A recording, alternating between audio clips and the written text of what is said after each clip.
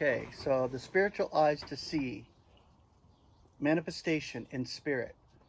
We have that now. We've been given the faith to believe in Christ, and this is Jesus Christ's faith that we should be believing on him for life eonian.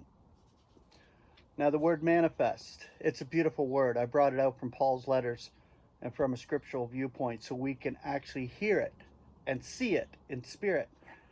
You may not think that we can see things in spirit as believers, but we do.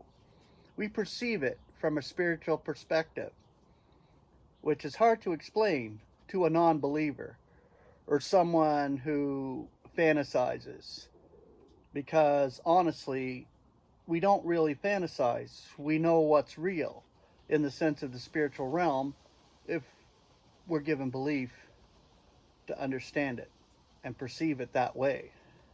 Perception is heightened, call it like that. So you look at a bird or you look at wildlife, they have a heightened perception or sense. This is given to them so they can survive in the wild. Well, we're basically, as believers, in the wild on the earth right now. So we've been given a heightened perception, a spiritual sense about us, given belief, that we might perceive the spiritual things.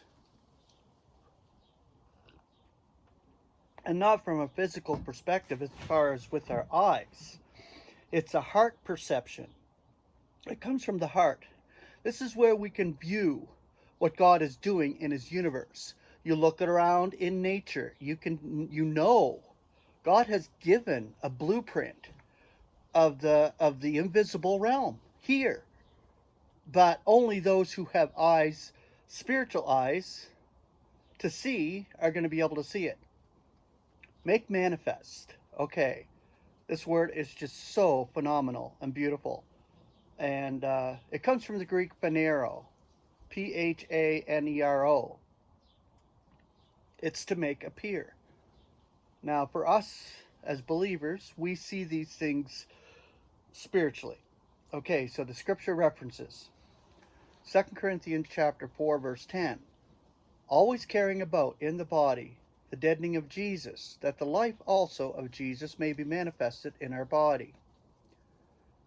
Colossians 3:4.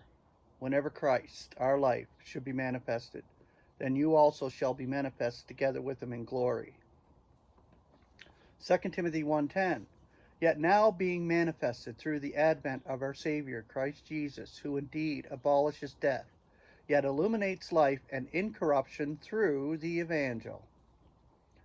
Christ died, was entombed, and he was roused and raised and vivified on the third day by God the Father, God his Father.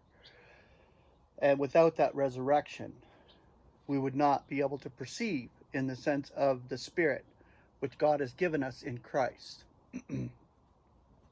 Romans 1:19. Because that which is known of God is apparent among them. For God manifested to them. Look around in nature. Look around. That's all you got to do. You can perceive in the sense from a physical point of view what God lays out in the sense of nature, in the sense of the world, in the sense of everything around you. Flowers, trees, sky, everything. Every fine detail. This is God's handiwork. All the fakery is fakery.